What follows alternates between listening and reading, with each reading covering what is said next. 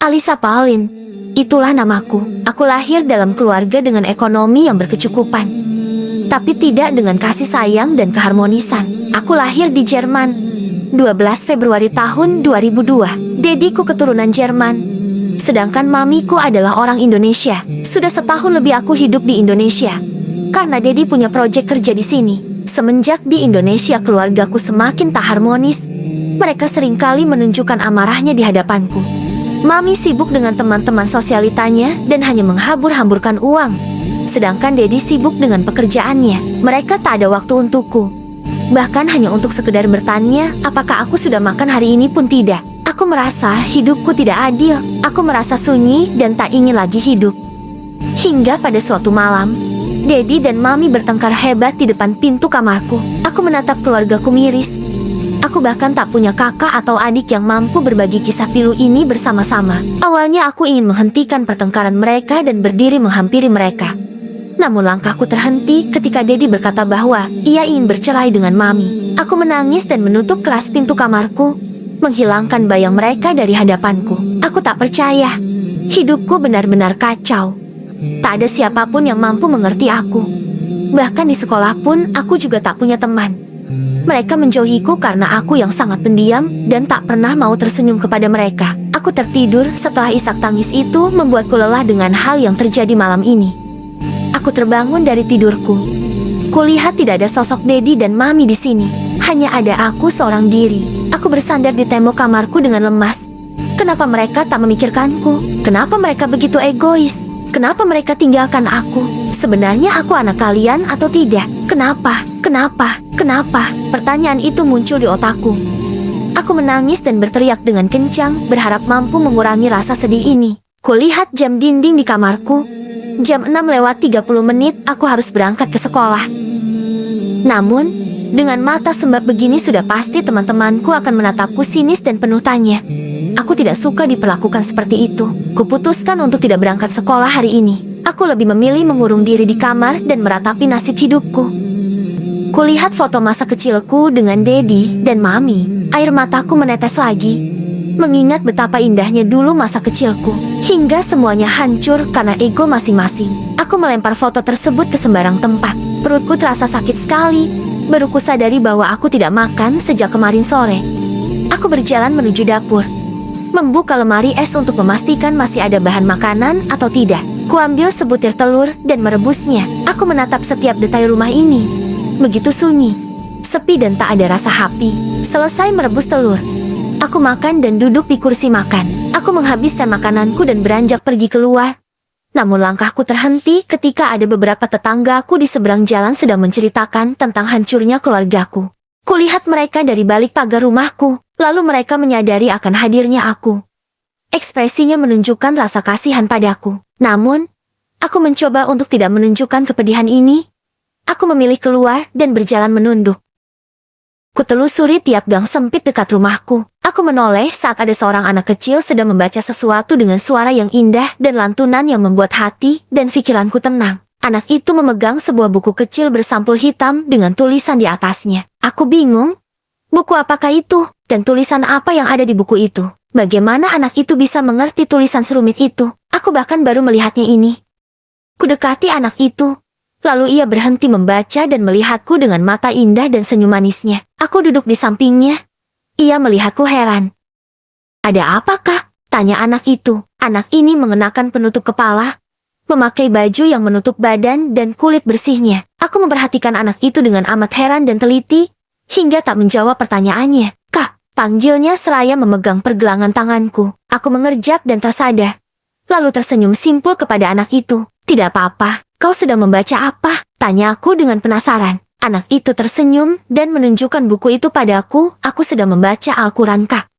Kitab suci agamaku. Ayat-ayat yang sangat indah yang mampu membuat hatiku tenang ketika membacanya, Kak," jawab anak itu dengan pasti. "Kakak mau Al-Quranku? Aku akan berikan ini dengan senang hati," ucapnya lagi dengan pertanyaan yang membuatku bingung sambil menyodorkan buku itu kepadaku. "Tidak, tidak usah. Kalau begitu aku pergi dulu." Aku pergi meninggalkan anak itu dan dia hanya diam di sana, melanjutkan membaca buku itu. Bagaimana bisa anak itu dengan senang hati memberikan barangnya kepada orang yang sama sekali belum ia kenal? Aku menggerutu di jalan. Orang-orang melihatku aneh. Mungkin karena wajahku yang lusuh dan mata sembab ini serta pakaianku yang sedikit terbuka. Aku mengenakan celana pendek dan hoodie warna hitam. Aku menusuri berbagai jalanan dan melihat beberapa rumah yang penghuninya mengenakan pakaian yang persis seperti anak tadi. Aku merasa selama ini aku yang tak pernah memperhatikan dunia dan cara berpakaian orang-orang, atau memang dunia sudah berubah sejak hidupku yang hancur ini. Ada beberapa ibu-ibu yang melihatku dan tersenyum padaku. Aku justru merasa malu diberi senyuman yang indah seperti itu. Aku memilih menunduk, memakai topi hoodieku agar menutupi wajahku dan terus berjalan. Aku tatap sebuah bangunan besar dengan kubah indah di atasnya. Orang-orang masuk membuka sandalnya. Ada yang langsung ke kamar mandi lalu keluar dengan wajah yang berseri.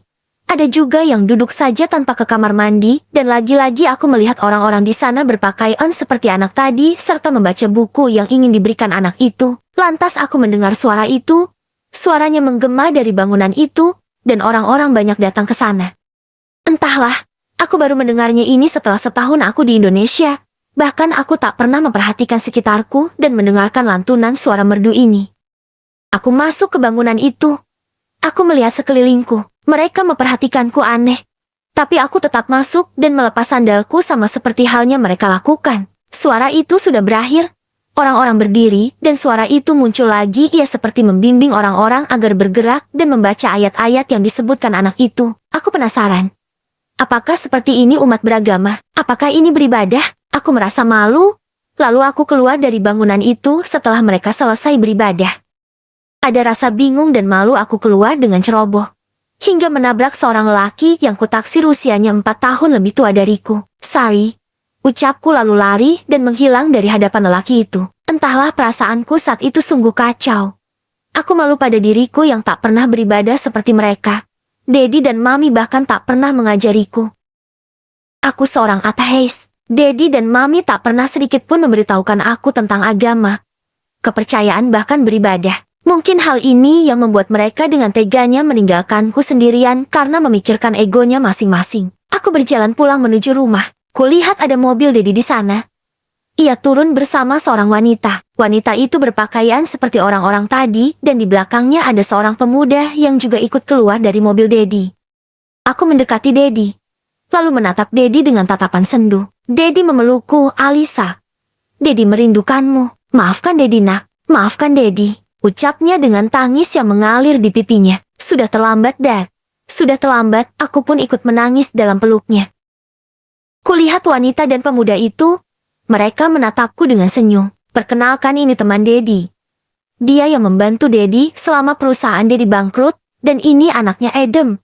Lisha, ayo berkenalan. Dedi memperkenalkan mereka padaku dan Dedi menyuruhku untuk berkenalan dengan lelaki ini. Alisa Pauline, panggil aja Lisha. Ucapku dengan sedikit jutek dan mengulurkan tangan. Namun, lelaki itu menolak jabatan tanganku. Dia justru menempelkan kedua telapak tangannya seperti orang memohon kepadaku. Dia tersenyum, maaf. Saya Adam Syahputra, anak dari Bunda Lili teman dadimu. Jawabnya dengan sedikit tertunduk dan enggan menatapku. Aku heran dengan sikapnya. Aneh dan seperti menjaga sesuatu. Lalu wanita itu menatapku dan memberikan tangannya padaku seraya ingin berjabat tangan denganku. Aku pun langsung menjabat tangannya. Saya Lili, teman dadimu. Teman momimu juga. Alisa boleh memanggil saya dengan sebutan Bunda Lili sama seperti Adam. Aku hanya tersenyum tipis dan menatapnya sekilas. Dedi mempersilahkan Bunda Lili dan Adam untuk masuk ke dalam rumahku. Aku merasa sedikit aneh dan penuh tanya. Dedi mempersilahkan mereka duduk dan menjamu mereka dengan baik. Sedang aku masuk ke kamar dengan perasaan yang penuh tanya. Kemarin dan pagi tadi aku masih menangis dan begitu sedih. Namun sekarang aku merasa sedikit lebih tenang setelah melihat orang-orang di luar barusan.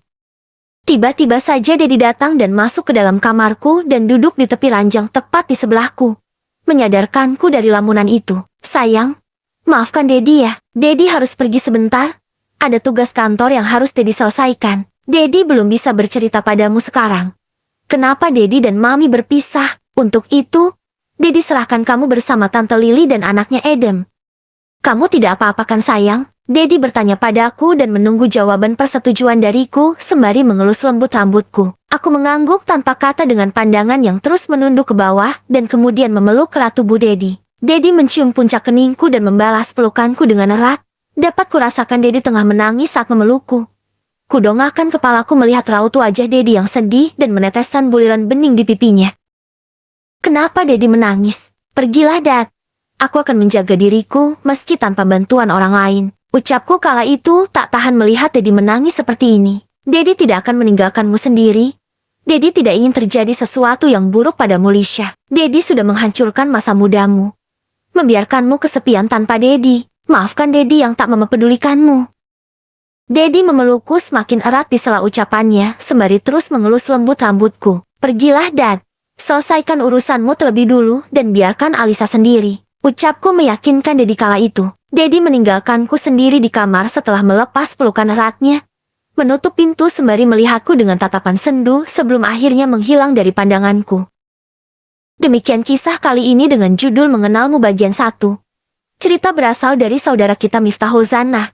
Terima kasih yang sudah menyimak sampai akhir dan tunggu kisah bagian 2-nya ya. Oh ya sahabat-sahabatku semua, apabila video ini bermanfaat tolong bantu bagikan video ini ke teman-teman ya. Bye-bye, sampai jumpa lagi.